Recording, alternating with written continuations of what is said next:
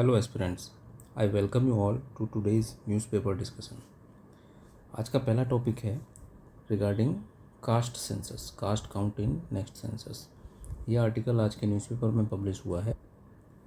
The Hindu के front page पर ये न्यूज़ है, cabinet decides to include caste count in next census. जैसा कि आप सभी ने काफ़ी टाइम से सुना होगा कि अपोजिशन पार्टीज़ जो हैं वो लगातार गवर्नमेंट से डिमांड कर रही हैं कि कास्ट सेंसस में कास्ट काउंट को इंक्लूड किया जाए, मींस कास्ट वाइज काउंटिंग की जाए लोगों की, एंड उनके एसेट एलोकेशंस एंड उनके एसेट एक्विजिशंस क्या क्या हैं, क्या लाइबिलिटीज़ हैं, कितना उनका कहाँ रिप्रेजेंटेशन है, इसकी प्रॉपर तरीके से डेटा कलेक्ट किया जाना चाहिए। अब देखिए, इस न्यूज़ आर्टिकल में तो बस एक न्यूज़ टाइप से पब्लिश की हुई है। इसमें ये नहीं बताया है कि क्या इम्पोर्टेंस है क्या नहीं है, ठीक है। तो इम्पोर्टेंट हो जाता है यूपीएससी पर्सपेक्टिव से। यूपीएससी पर्सपेक्टिव से ये आर्टिकल किस तरीके से इम्पोर्टेंट है, हमें ये देखना होगा कि कास्ट सेंसस करने से क्या प्रोज एंड कॉन्स हैं, क्या फ़ायदा होगा, क्या घाटा होगा, क्या नेसेसिटी है, इसकी हिस्ट्री क्या है, क्या इसके सोशल एंड इकोनॉमिक इम्प्लीकेशंस होंगे एंड पॉलिटिकल इम्प्लीकेशंस होंगे। ओके, तो इसको हम GS2 एंड GS1 के टॉपिक में डिस्कस कर सकते हैं, GS1 एंड GS2 पेपर के टॉपिक में डिस्कस कर सकते हैं। अब देखिए कंटेक्स्ट क्या है, कंटेक्स्ट अभी मैंने आपको बता दिया, यही सब है, पढ़ लेना है इसको, ठीक है। आर्गूमेंट्स इन फेवर क्या हैं, देखिए प्रोज क्या हैं इसके। कास्ट सेंसस अगर होगी तो उससे फ़ायदा क्या होगा, एक तो एविडेंस बेस्ड पॉलिसी बना पाएगी गवर्नमेंट को एग्जैक्टली पता होगा कि किस कास्ट के लोग कितने ज़्यादा मार्जिनलाइज्ड हैं, कितने ज़्यादा पुअर हैं, कितने ज़्यादा रिसोर्सलेस हैं, और किस कास्ट के पास में जो गवर्नमेंट वेलफेयर स्कीम्स हैं उनका बेनिफिट किस कास्ट को ज़्यादा हो रहा है, किस कास्ट को कम हो रहा है, ठीक है। तो एक तरीके से एविडेंस बेस्ड पॉलिसी गवर्नमेंट बना पाएगी। जिसके पास ज़्यादा है उसको करेक्ट करेगी, जिसके पास कम है उसको ज़्यादा देगी। Inclusions and equity, obviously inclusion होगा उन कास्ट का जिनका अंडर रिप्रेजेंटेशन है, ठीक है। अब जैसे सिलेक्शंस में कुछ कास्ट का रिप्रेजेंटेशन ज़्यादा हो जाता है, कुछ का रहता ही नहीं है। जैसे शेड्यूल कास्ट की बात करें या शेड्यूल ट्राइब्स की बात करें, तो कुछ कास्ट ऐसी हैं जिनका रिप्रेजेंटेशन किसी भी गवर्नमेंट जॉब में हमेशा ज़्यादा होता है कंपेयर टू अदर कास्ट्स। तो कास्ट सेंसस से ये पता चलेगा कि किसका रिप्रेजेंटेशन कितना है, उस हिसाब से पॉलिसी में चेंजेस किए जा सकते हैं। Review of affirmative action, affirmative action यहाँ पे मीनिंग रिजर्वेशन सिस्टम से है। रिजर्वेशन सिस्टम को रिव्यू किया जा सकता है कि शेड्यूल कास्ट में किस कास्ट का रिप्रेजेंटेशन कितना ज़्यादा है, तो उसको अब रिजर्वेशन की ज़रूरत है या नहीं है, या वहाँ पे कुछ creamy non creamy like mechanism introduce करने की ज़रूरत है या नहीं है। ये ऐसा करने से ट्रांसपेरेंसी आएगी regarding political manipulation and miss information, ठीक है। ये काउंटर करेगा पॉलिटिकल मैनिपुलेशन और मिस इन्फॉर्मेशन को। अब जैसे कुछ पार्टीज़ कहती हैं कि कुछ जैसे कास्ट बेस्ड पॉलिटिक्स कुछ पार्टीज़ करती हैं, वो कहती हैं कि हमारी कास्ट का नंबर ज़्यादा है तो हमें ज़्यादा सुविधा मिलनी चाहिए, हमारा आरक्षण ज़्यादा होना चाहिए, ठीक है। तो इस तरीके की मिस इन्फॉर्मेशन को टैकल किया जा सकता है। आर्गूमेंट्स इसके अगेंस्ट क्या है, इसके नेगेटिव्स क्या होंगे कि जैसे एक तो ये अपने आप में ही बहुत ही कॉम्प्लेक्स प्रोसेस है, तो एडमिनिस्ट्रेटिव चैलेंजेस होंगे इस सेंसस को करने के। दूसरा क्या आर्गूमेंट इसके अगेंस्ट होता है कि पॉलिटिसाइजेशन ज़्यादा हो जाएगा। अब जैसे political caste based caste lines पे जो पॉलिटिकल पार्टीज़ काम करती हैं, अगर उनकी कास्ट की नंबर अगर ज़्यादा आई, उनको अपनी अपनी कास्ट का डेटा से पता चल जाएगा कि हमारी कास्ट के लोग कितने हैं, कितना परसेंटेज पॉपुलेशन हमारी कास्ट का, तो एक तरीके से इससे कास्ट बेस्ड पॉलिटिक्स को बढ़ावा मिलेगा। सोशल टेंशन्स, ठीक है।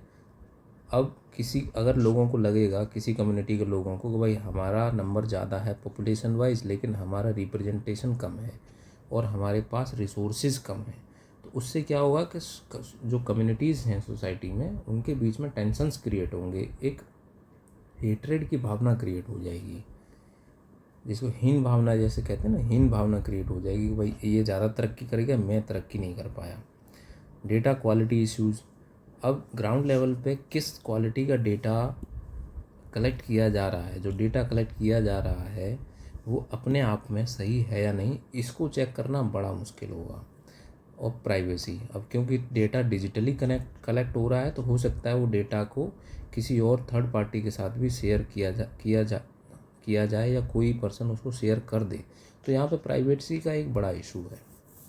अब कास्ट सेंसस की हिस्ट्री क्या हम देख लेते हैं। ब्रिटिश रूल के अंडर सबसे पहली सेंसस हुई थी 1881 में। It included caste details to classify Indian society. ठीक है, पहली कास्ट सेंसस जो हुई थी वो 1881 में हुई थी। फिर 1901 में हुई। इस समय जो कमिश्नर थे, जो रजिस्ट्रार थे, वो कौन थे? हर्बर्ट राइली। He emphasised the caste census emphasised racial theories. ठीक है, अंग्रेज़ों का पर्पज़ यही था कि हम भाई नंबर वाइज पता कर लें कि किस कास्ट के लोग कितने हैं, फिर हम रेशियल थ्योरीज लगा सकते हैं कि जैसे वीर मराठा, वीर जाट, वीर पंजाब, इस तरीके से मार्शल रेसेस उनको डिक्लेयर कर देंगे जो हमारे लॉयल होंगे। ठीक है, उस हिसाब से हम मिलिट्री वगैरह में जो रिक्रूटमेंट्स हैं उनको मैनिपुलेट कर सकते हैं, जिससे कि उस कास्ट के लोगों को लगे कि ब्रिटिश गवर्नमेंट हमारे लिए ज़्यादा काम कर रही है। फिर 1931 में हुआ। ठीक है, ये लास्ट कास्ट बेस्ड सेंसस थी for all castes, not just एससीज एंड एसटीज। इंडिपेंडेंस के बाद में ऐसा कोई कास्ट एन्यूमरेशन नहीं हुआ except SC and ST from 1951 onward. तो 1951 के बाद से जो भी सेंसस होता था उसमें सिर्फ एससी एसटी के डेटा को इंक्लूड किया जाता था, वो भी उतना डिटेल में नहीं होता था। ठीक है, तो अभी क्या है कि आज़ादी के बाद में ये पहली बार ऐसा होना जा रहा है कि SC ST OBC and general इस कास्ट ग्रुप्स में जितनी भी कास्ट आती हैं सब का डेटा कलेक्ट किया जाएगा। Mandate for SC ST enumeration required for affirmative action policies and reservation planning. Socio economic and caste census 2011 में जो हुई थी, it was separate from population census. ठीक है, एक तो होती है देखिए पॉपुलेशन सेंसस। ठीक है, पॉपुलेशन सेंसस नॉर्मल कंट्री में अपने लोगों की जनगणना होती है, वो अलग चीज़ है। एक socio economic and caste census होती है। इसमें क्या होता है कि हम लोगों के पास कितना कितना इकोनॉमिक रिसोर्स है, कितना इकोनॉमिक रिप्रेजेंटेशन है, उनकी सोशल कंडीशंस क्या क्या है और किस कास्ट के पास क्या है, एक तरीके से सर्वे टाइप का होता है। ठीक है, तो ये कंडक्ट किया जाता है। तो लास्ट ये 2011 में हुआ था। It is conducted by ministry of rural development. ये 3 पार्ट्स में होता है, रूरल, अर्बन एंड कास्ट। मतलब थर्ड पार्ट में ये कास्ट डेटा इंक्लूड किया जाता है। इशूज़ क्या हैं? The caste data was never released publicly due to concerns over data reliability. Data was considered inconsistent and prone to duplication. अगला article है, ये आर्टिकल द हिंदू में पब्लिश हुआ है। फ्रंट पेज पर ये digital access a part of fundamental right to life and liberty. ये paper GS 2 के हिसाब से काफ़ी इम्पोर्टेंट है और पॉलिटी का टॉपिक इसमें है। अब देखिए केस क्या था। एक PIL डाली गई थी सुप्रीम कोर्ट में, एक PIL फाइल की गई थी सुप्रीम कोर्ट में। उसमें इशू क्या रेज किया गया था कि जो बैंकों का जो KYC सिस्टम होता है ना, that is not convenient to people with disability. अब जिनको देखने में डिसेबिलिटी है, जो लोग देख नहीं सकते, विजुअली इम्पेयर्ड हैं, या उनके फिंगर्स नहीं है, या फिंगरप्रिंट्स प्रॉपर नहीं है, या उनके हैंडीकैप्ड हैं वो हाथों से, तो उनका KYC करना बड़ा मुश्किल हो जाता है। एक तरीके से जो प्रेजेंट KYC मैकेनिज़्म है हर किसी भी जगह हो, चाहे बैंकों में, चाहे आधार सिस्टम के लिए हो, इंश्योरेंस के लिए हो, वो कन्वीनियंट नहीं है उन फिजिकली डिसेबल्ड पीपल्स के लिए। ओके, फिजिकली डिसेबल्ड पीपल्स के लिए वो कन्वीनियंट नहीं है। तो इसलिए PIL डाली गई थी सुप्रीम कोर्ट में। सुप्रीम कोर्ट ने इस PIL के रिगार्डिंग अभी जजमेंट दिया है, उसको डिस्कस कर लेते हैं। Supreme court of India declared that meaningful and inclusive digital access to e-governance and welfare systems is an integral part of the fundamental right to life। ठीक है, अब देखिए प्रीलिम्स के हिसाब से क्वेश्चन सेट हो गया कि digital access is a fundamental right. Yes, it is a part of right to life and liberty under article 21 of the constitution. की इश्यूज़ क्या रेज किए थे यहाँ पे कि disabled persons specially those with facial disfigurement, जिनका face थोड़ा किसी एक्सीडेंट वगैरह से फेस इतना बिगड़ चुका है कि वो पुराने फेस के हिसाब से उनको रिकॉग्नाइज नहीं किया जा सकता, और visual impairments can not complete facial recognition based KYC task. As a result, they face delays or denials in opening bank accounts or accessing welfare schemes. The case also highlighted the broader digital divide. अब देखिए digital divide सिर्फ rural और urban, ठीक है, rural urban and remote areas में ही नहीं है. एक पर्सपेक्टिव डिजिटल डिवाइड का ये भी है कि जो PWDs हैं वो भी डिजिटली एक तरीके से इनएक्सेसिबल, डिजिटल सर्विसेज उनके लिए इनएक्सेसिबल है. तो एक digital divide among the people भी है, ठीक है, अमॉन्ग द पीपल.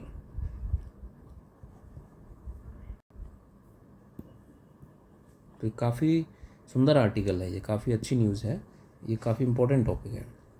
तो the case also highlighted the broader digital divide affecting PWDs, rural populations, senior citizens, linguistic minorities and economically weaker sections. Main highlight क्या है जजमेंट का कि digital access is right to life. Obligation state के ऊपर क्या है कि the state must design inclusive digital systems for all, not just for tech savvy और अर्बन एलिट. कॉन्स्टिट्यूशनल ड्यूटी इसको करने की, कॉन्स्टिट्यूशनल ड्यूटी क्या है स्टेट के ऊपर under article 21, article 14, article 15 and article 38. अब कोर्ट बात करता है यहाँ पे सब्सटेंटिव इक्वालिटी की. सब्सटेंटिव इक्वालिटी क्या कहती है कि एक तो हो गया देखिए कि फॉर्मल इक्वालिटी. फॉर्मल इक्वालिटी क्या क्या कहती है कि एवरी वन इज़ इक्वल, ठीक है, every one is equal. Person A person B matter नहीं करता कि ये फीमेल है या मेल है, या ये डिसेबल्ड है या ये बहुत ज़्यादा इंटेलिजेंट है. Every one is equal because of being human, ठीक है, ये होती है फॉर्मल इक्वालिटी. एक बात आती है सब्सटेंटिव इक्वालिटी की. सब्सटेंटिव इक्वालिटी में हम वे इन करते हैं, हम कंसिडर करते हैं कि जो डिसएडवांटेजमेंट है या जो डिसेबिलिटीज़ हैं, ठीक है, डिसेबिलिटीज़ हैं उनको, ठीक है. अब जैसे पर्सन ए है, ये हट्टा कट्टा हेल्दी है, खूब हट्टा कट्टा हेल्दी पर्सन है, ठीक है. अब लेकिन पर्सन बी है, इसके क्या है, एक हाथ नहीं है, ठीक है, ये यहाँ पे इसके एक हाथ नहीं है. तो क्या ये दोनों इफ़ेक्टिवली इक्वल हो गए? नहीं. एज ए ह्यूमन बीइंग तो ये इक्वल है, लेकिन इफ़ेक्टिवली इक्वल नहीं है. तो इसी को हम कहते हैं, अगर अब इसको इनकी इक्वालिटी इंश्योर करने के लिए क्या करना पड़ेगा, इसके लिए कुछ अलग से प्रोविज़न बनाने पड़ेंगे. तो इसी को हम कहते हैं सब्सटेंटिव इक्वालिटी.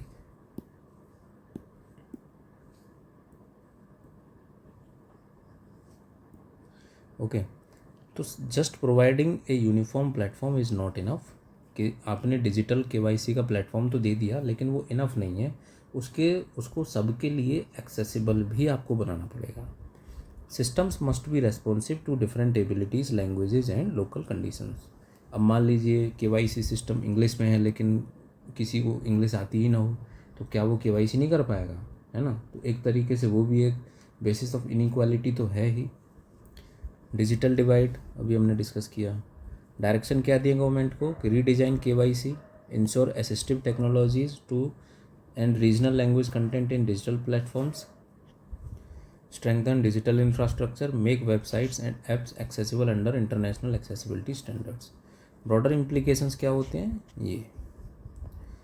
कंक्लूजन क्या होना चाहिए. The supreme court has made it clear, digital India must be inclusive India. ये बहुत ब्यूटीफुल लाइन है, इसको आप नोट करके रख लेना. ऐसे एथिक्स, GS1, GS2, GS3 सब जगह काम आएगी. Digital India must be inclusive India, ठीक है. अगला आर्टिकल बात करता है जॉब जनरेशन के ऊपर. ये आर्टिकल द हिंदू में पब्लिश हुआ है एडिटोरियल सेक्शन में. ये द हिंदू के पेज नंबर 5 पर, इंटरनेशनल एडिशन जो है उसके पेज नंबर 5 पर यह आर्टिकल पब्लिश हुआ है. Job generation building infrastructure as important as distribution of free ration. इस आर्टिकल में बेसिकली बात हुई है कि क्या फ्री राशन देने से हम काम चला सकते हैं, क्या लोगों का लॉन्ग टर्म ग्रोथ हो पाएगी, ठीक है. जॉब जनरेशन, इंफ्रास्ट्रक्चर जनरेशन कितना इम्पोर्टेंट है, सुप्रीम कोर्ट ने ये बोला है। ठीक है, तो इस आर्टिकल में यूपीएससी के पर्सपेक्टिव से क्या क्या बातें इंपॉर्टेंट हैं उसको हम जान लेते हैं। तो देखिए, केस सुप्रीम कोर्ट ने सुओ मोटो बेसिस पर डिसाइड किया है in public interest matter, originally stemming from the petitions by activist Anjali Bhardwaj and various other activist. उन्होंने कहा था कि फूड सिक्योरिटी होनी चाहिए for migrant workers, cash transfer को ईजी बनाना चाहिए, continued welfare support post COVID. Court ने क्या कहा देखिए 2025 में कि free ration is not a sustainable long term solution, distributing free food grains is easy and politically attractive but it places a burden on the tax payer. ठीक है, ultimately जो free ration बांटा जा रहा है उसका बर्डन कौन है, उसके लिए पैसा कहाँ से आ रहा है, उसके लिए पैसा हमारे और आपके जैसे टैक्स पेयर ही देते हैं through direct and both indirect taxes. Court question, are we still in 2025 stuck at the same poverty levels as in 2011 so that we require distribution of free ration? The focus should be on generating employment, building infrastructure, creating self-sustaining economic growth. These activities contribute to dignity and productivity. अब देखिए, dignity एक word बड़ा important है। आप किसी को free में कुछ खाना दे दो, ठीक है, उसका पेट तो भर जाएगा, लेकिन क्या वो एक डिग्निफाइड लाइफ है? क्या कोई पर्सन किसी के ऊपर डिपेंडेंट रहे भोजन पानी के लिए, क्या वो उसके लिए एक डिग्निफाइड लाइफ है? ठीक है, तो डिग्निटी को भी यहाँ पे कंसिडर किया गया है कोर्ट के द्वारा। Productivity and economic empowerment which free rations alone can not ensure. अब देखिए, गवर्नमेंट जो फ्री राशंस देती है that is under national food security act. ठीक है, इस एक्ट के प्रोविजंस क्या हैं कि 75% of the rural population is covered and 50% of the urban population are entitled to highly subsidized food grains ranging from ₹1 to ₹3 per kg. This entitlement is calculated on the basis of 2011 census data. अब इसमें problem क्या है? एक तो population बहुत ज़्यादा बढ़ गई है, डेटा हमारे पास प्रॉपर नहीं है। दूसरा है कि millions of deserving people are excluded from public distribution system because of quotas haven't been updated. अब जो नए लोग आए हैं, अब देखिए, जो 2011 के सेंसस के हिसाब से जितना कोटा डिस्ट्रीब्यूट होता था आज भी उतना ही हो रहा है। ठीक है, जितना क्वांटिटी ऑफ ग्रेन्स डिस्ट्रीब्यूट होती थी आज भी उतनी ही हो रही है। अब जो नए लोग ऐड हो रहे हैं पॉपुलेशन में, वो यहाँ से एक्सक्लूड हो जा रहे हैं, वो कवर ही नहीं हो पा रहे, उनको मिल ही नहीं पा रहा राशन। तो इसका ब्रॉडर सिग्निफिकेंस क्या है? There is a need of balancing welfare with physical responsibility. ठीक है, it reinforces the idea that dignity through employment is more empowering than dependency on handouts. Very important statement.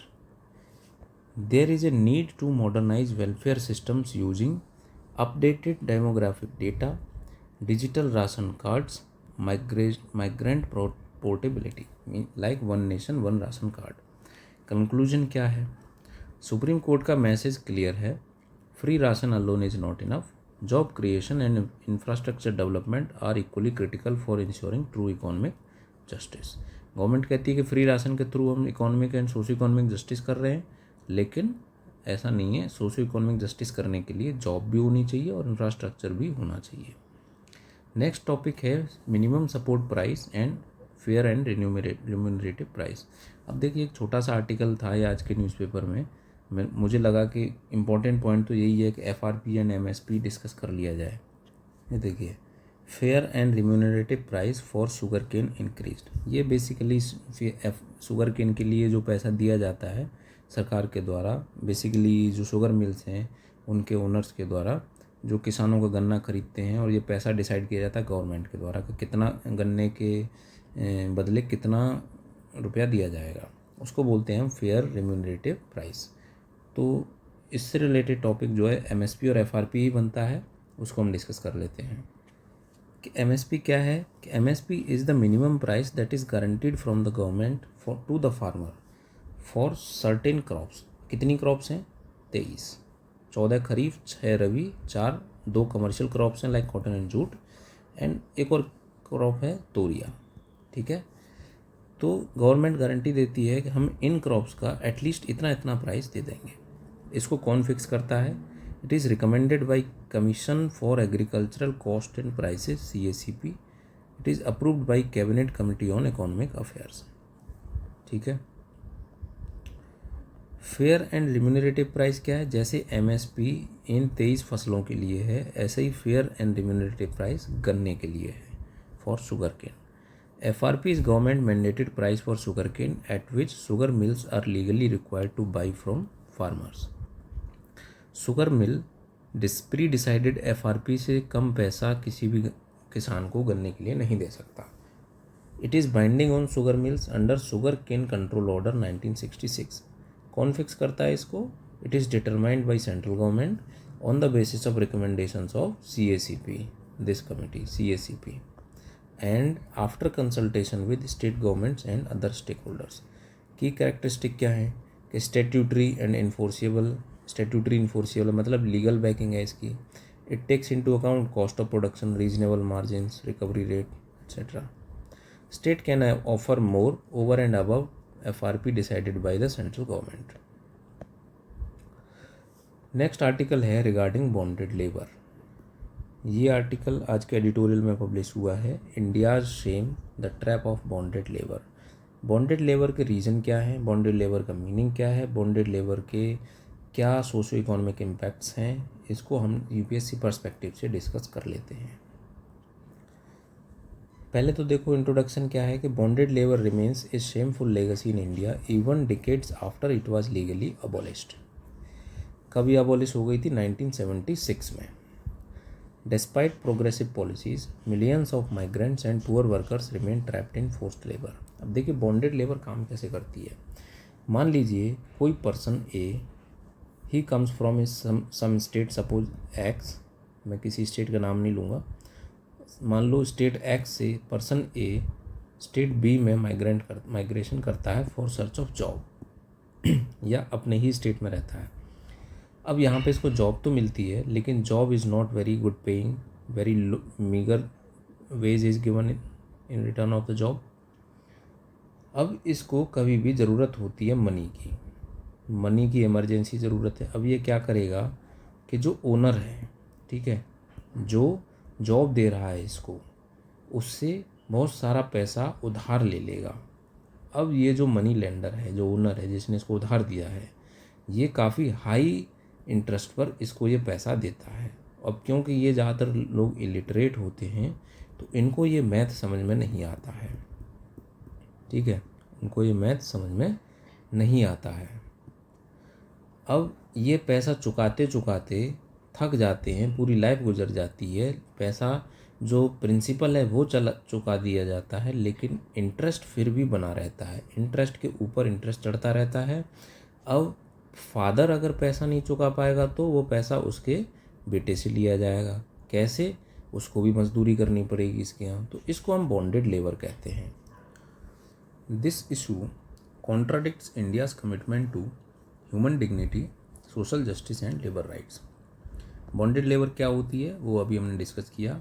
ये bonded labour system abolition act के through legally abolish कर दी गई थी 1976 में। 2016 में गवर्नमेंट ने एक टारगेट रखा था to rescue and rehabilitate 1.84 crore bonded labours by 2030। Why bonded labour persist? Immediate trigger such as medical emergencies, किसी का बीमार हो गया, अचानक से पैसे की ज़रूरत पड़ गई तो उसको उधार ही लेना पड़ेगा। Dowries, natural disaster, force vulnerable workers into exploitative contracts due to poverty, social exclusion, caste discrimination, illiteracy, lack of awareness, further marginalized workers. Employers monopolies control labor and credit markets. Create मतलब नौकरी देने वाला भी same, उधार देने वाला भी same, उधार वापस लेने वाला भी सेम, तो एक तरीके से वो अपनी मनमर्जी ही चलाता है। फिर द स्केल ऑफ इशू क्या है, इशू कितना बड़ा है कि नेशनल सैंपल सर्वे के हिसाब से 39 करोड़ वर्कर्स, टोटल वर्कफोर्स जो है 39 करोड़ वर्कफोर्स जो है वो अनऑर्गेनाइज्ड सेक्टर में काम करते हैं, वेयर बॉन्डेड लेबर थ्राइव्स। अब जो अनऑर्गेनाइज्ड सेक्टर है वहाँ किसी तरह का रेगुलेशन तो है नहीं, तो वहाँ पे इजीली लेबर को बॉन्डेड लेबर में कन्वर्ट किया जा सकता है। Migrant workers from the bulk of this group being most vulnerable to the exploitation. Indian governments rescue plan aim to ये अभी ऊपर डिस्कस किया। अब स्ट्रक्चरल फेलियर क्या है? एक तो लीगल फ्रेमवर्क और उसका इन्फोर्समेंट प्रॉपर नहीं है। Labour codes have undermined workers rights by reducing union powers and collective bargaining. अभी आपको याद होगा 4 लेबर कोड्स आए थे, उन्होंने क्या किया था कि लेबर यूनियंस जो हैं उनकी पावर को काफ़ी हद तक कम कर दिया था। अब यूनियन की पावर कम हो जाएगी तो लेबर अपने राइट्स की डिमांड कैसे उठा पाएंगे? ठीक है। Lack of political will and bureaucratic inefficiency prevent meaningful rescue and rehabilitation efforts. अब लॉ तो बना दिया, उसको इम्प्लीमेंट कौन करेगा? Bureaucrats, politicians. ठीक है। अब इनके अंदर ही बॉन्डेड लेबर को ख़त्म करने की चाहत नहीं होगी, यही जद्दोजहद नहीं करेंगे तो बॉन्डेड लेबर ख़त्म कहाँ से हो जाएगी? Systemic discrimination and exclusion. Workers face social exclusion due to caste, ethnicity, poverty, and lack of legal protection. These barriers prevent access to justice and leave migrant workers trapped in exploitative systems without escape. Recommendation क्या है?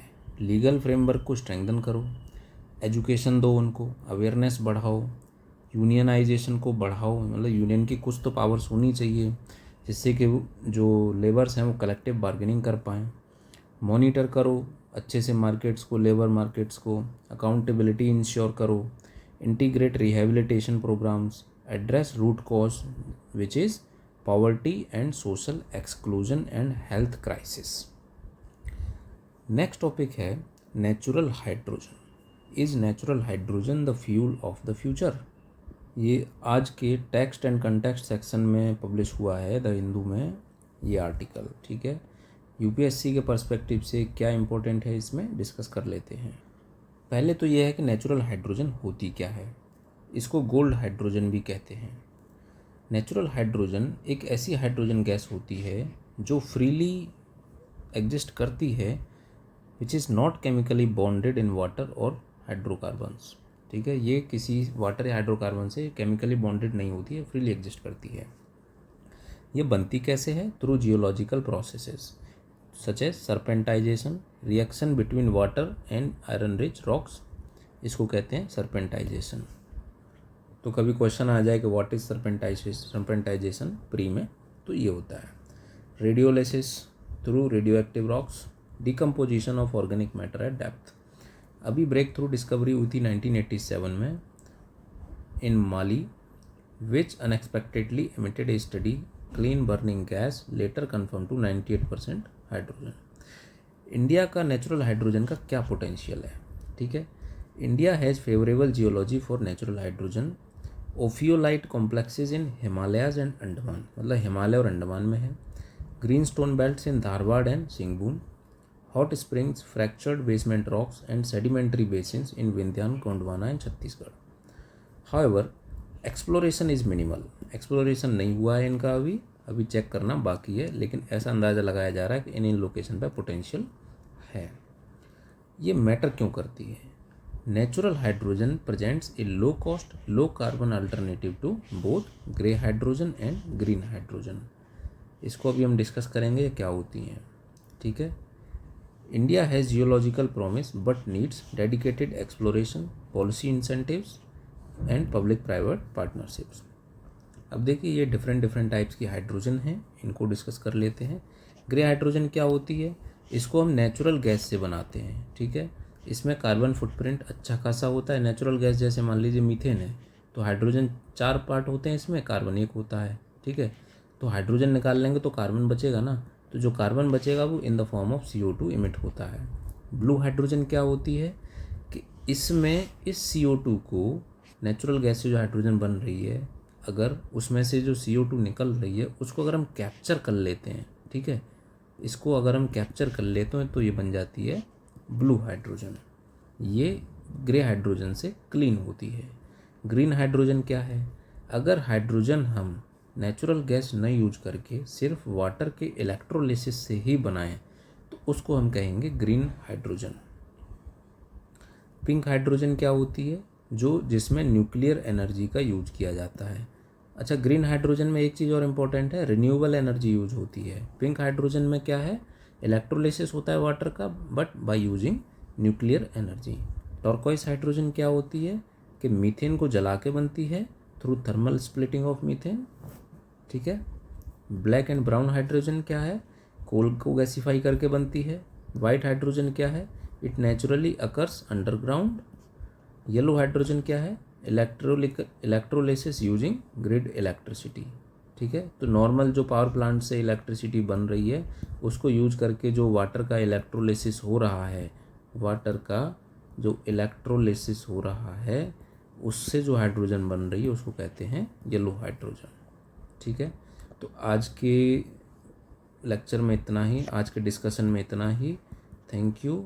Please इसको share कीजिए जितना हो सके, जिससे कि ज़्यादा से ज़्यादा लोगों का बेनिफिट हो और मुझे भी मोटिवेशन मिले इस तरीके की वीडियोस और बनाने का।